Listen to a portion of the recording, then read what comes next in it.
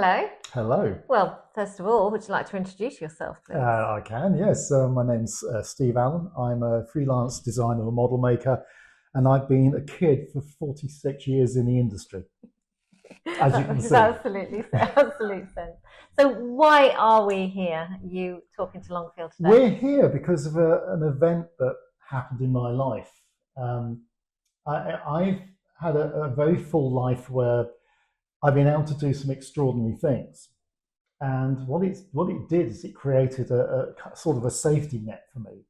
And I'm afraid that I was one of those people that I thought that life would just carry on being, bouncy and wonderful all the time, and not expecting anything serious to happen, because that sort of thing happens to other people, doesn't it? Yeah. Yeah, but it doesn't. And when 2020 came along, I had a tsunami of things happen, which I wasn't expecting. I had deaths in the family. I had friends disappear.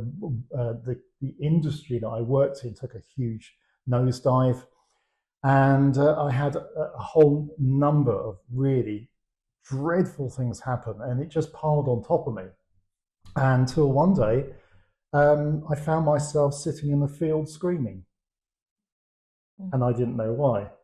And and then I was taken to hospital and found out that I had a severe stress disorder, which was brought on from the problems that happened in 2020, but also of the decades of expecting to create miracles in no time at all, which is what the industry is like. So I had a session of counselling back in 2021, which was to overcome that. But then last year, my wife has gone through a number of horrendous treatments for stage 4 cancer. And the whole lot just came back to haunt me. And so I was asked to come to Longfield here, and which is a great thing to have, because it's all very well thinking it's going to happen to somebody else. But when it happens to you, to have something like this on your doorstep, where you can just come in and just let it all go, is priceless. Mm. And you mentioned your industry. Yeah. Would you like to tell us what that industry is and why it was so stressful? Well, I work in the wider creative industry, so I've done things for film and television, for stage. I'm also a toy designer. I also have done a lot of TV and film merchandise, things like Wallace and Gromit and SpongeBob SquarePants and The Simpsons and Doctor Who. And God, I hope I never have to make another Dalek again, because they're just a nightmare. And the problem is that you always have to be the best, and you're expected to be the best because you're working at a high level. And you'll go into a meeting and they will show you a project, and you know yourself that that's 3, maybe 4 weeks work. And then they'll say, can I have it by Friday? And you've got to say yes, because there are lots of people out there who are freelance model makers and so on, and they'll just take the work. And if you're freelance, you need as much work as possible. So you're chasing your tail. And the trouble is that I chased it so much, I was working 7 days a week.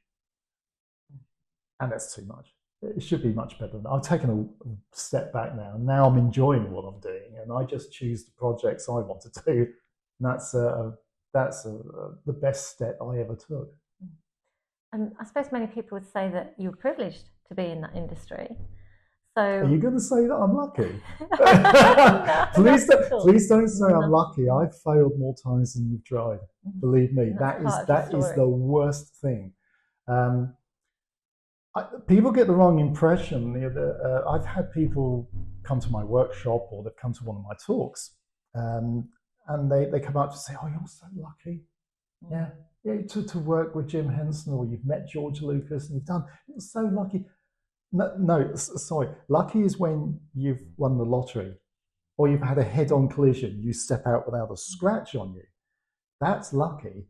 What I am is fortunate, and it took a huge amount of work and sacrifice to get to where I am today. And unless you've been through all that, it's very hard for people to grasp just how difficult it is to get to a certain level in this industry and stay there. because it's, somebody once described it. It was Bruce McNally, Jim Henson's art director. He said that working in the creative industry is a swarming hornet's nest of pain and fear. My goodness. And he's absolutely right. It is. Into space with some really good things.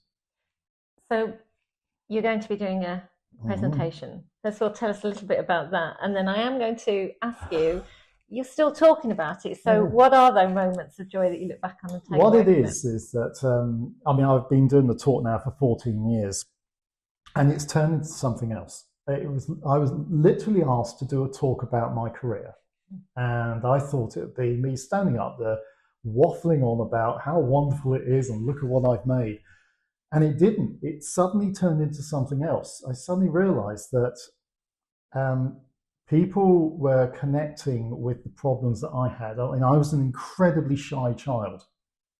And for me to stand up in front of people and talk, that was never going to happen. And I used to stay at home and make things. So this story is about my childhood right up till today and how I overcame all these internal problems of shyness and feeling as though I wasn't good enough. And I thought that was just me. But since I've worked in the industry, I found out that some of the guys I work with who are higher up the level to me, who've worked on things like the Star Wars films and Indiana Jones, everything like that, they're all exactly the same. They've all gone through the same thing. They've always felt they weren't good enough and they strive to do something better. And what I hope is that when people come to see the talk, they won't be just entertained and laugh about the funny things and so on. I hope they'll go away and think, you know, I ought to give it a try. Let's see if I can do this, even if it's just something small. And I really hammer that home at the end because I want people to succeed, because you can do it. Despite and in spite of those challenges that you faced all the way through. Absolutely. Well, you've got a choice, haven't you? You either hide away in a cupboard and die, or you live your life, have a great time, and then die. I want a full life, thanks. So, you know, and I can't think of anything worse than getting to the end of your life and looking back and thinking, you know, I really wish I'd done that. Because it doesn't take money. Some of these things are free. Some of these things, it's what's in here. And I would tell everyone, if there is something inside you you want to do, at least try and do it. If you fail, fine. Everyone fails. But at least you tried. Don't sit there and go, what if?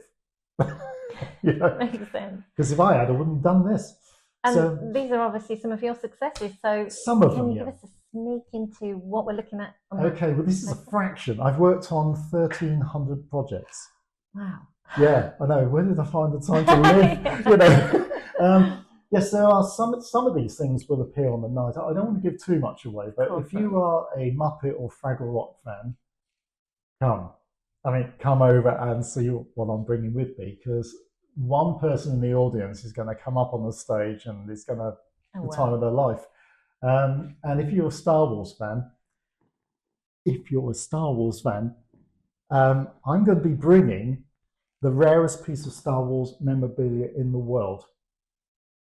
And one lucky person is going to be able to handle this thing. And only in the last 14 years, I think only less than 24 people have actually seen this.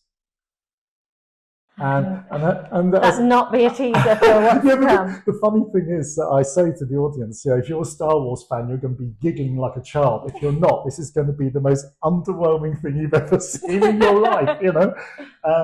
So I'll be bringing puppets and things as well, and giving you a little insight of what it's like to work in some of the industries. And I've got some great stories, some which I find buttock-clenchingly embarrassing, but it's certainly a roller coaster ride. You started by saying that you've been a kid through your career. I feel like on that evening, which I think is October the 3rd, at Marling School. I think I've got to find out where that is. We may not tell you. Find your own way. Yeah. But I think we'll feel like kids that night. I think you will. I think there'll definitely be things. Well, you'll see things that you'll know immediately what they are. But even through the stories, you'd be sitting there going, "Oh God, I had that. And people come up to me after the talk and said, that Wallace and Gromit alarm clock, the 3D one where he's wiping the front of the clock and so on. I had that, or I had the Thunderbird 2, or I had that Muppet toy, or I watched that program, or I actually saw that performance on stage, and it fills me with joy to see that. It also fills me with horror because I suddenly realise how old I'm getting. When somebody comes up, when I had a kid, I had that, and you think, oh my God, that's 30 years ago. But it's wonderful to make, because it breaks the ice immediately. The audience suddenly become a bit of a party, and they're there with you. And it's not just for memory lane, is it? Because but what you're saying, this is inspirational for anyone who might be going down that creative, or just say inspirational, as you say, for trying something different. One of the main reasons I do this is I want it to be inspirational for people. I want people to go away with the feeling that they're going to do something that they were frightened of doing. And that's what this whole thing is about. I was very frightened as a child. I stayed at home. I used to make things. I used to play in the woods. I was frightened of the outside world and the way people perceived me. Now I don't care, I just get on with things. But it's the stumbling blocks of how to get over that. And it's just giving that faith in yourself to take that first step. Because once you've taken that, you're on the road. And it is surprising what you can achieve if you stop that little voice in your head telling you can't do it. Because that's just rubbish. And in some ways, it's like coming to Longfield and you're talking about your problems, is that the person sitting opposite you, they're not actually doing the work. They're listening to you. You're the one that's doing the work. It's only going to work if you do the work, and it's when it's done, the relief is fantastic because you never know where it's going to take you. We can see where it took you. Oh yeah, exactly. And I'm still sane. Yeah. Steve Allen, thank you so much, and we look forward to seeing you on October 3rd at Marling in Stroud, and I think that starts around about 7, possibly. 7:30, I think 7:30. Yeah, right. Be there. Definitely be there because you'll love it. Thank you. Thank you.